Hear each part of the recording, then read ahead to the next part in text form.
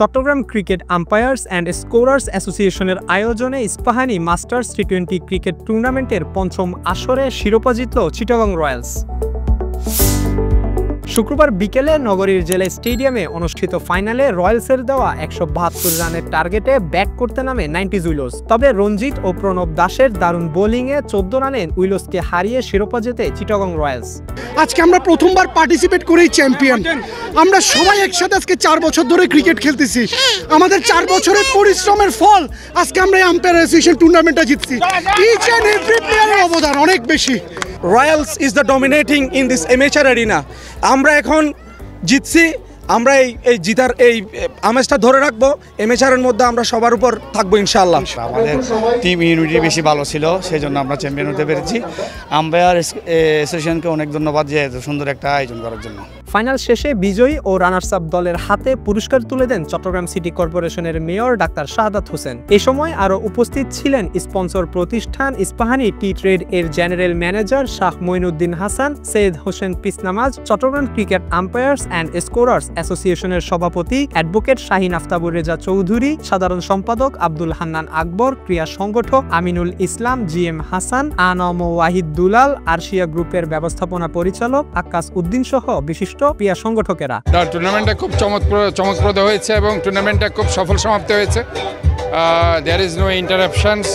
So আমি মনে করি যত বেশি ঘরোয়া ক্রিকেট এই টুর্নামেন্টগুলো হয় তাহলে পরে খেলোয়াড়রা আরও বেশি উৎসাহিত হয়।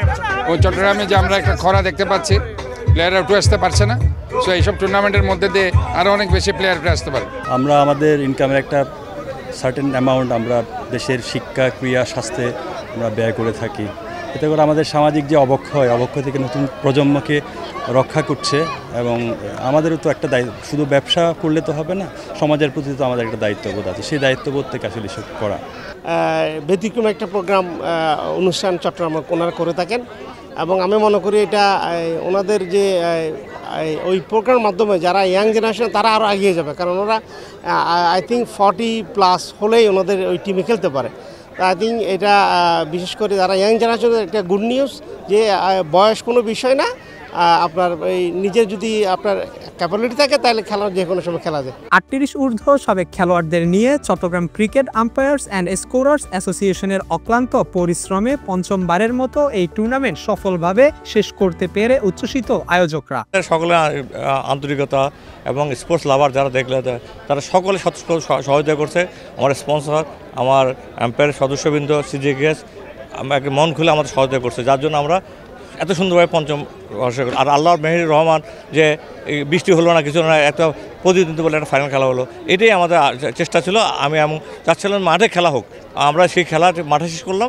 ইনশাল্লাহ আগামীতে ইনশাল্লাহ 6 সিজন হবে, সে প্রত্যাশা ব্যক্ত করতেছি। এবারের আসরে 148 রান করে সর্বোচ্চ রান সংগ্রাহক 90s উইলোজের খেলোয়াড় নাজিম উদ্দিন ও 11 উইকেট নিয়ে সর্বোচ্চ উইকেট শিকারী চট্টগ্রাম মাস্টার্স গোল্ড দলের খেলোয়াড় আমিন।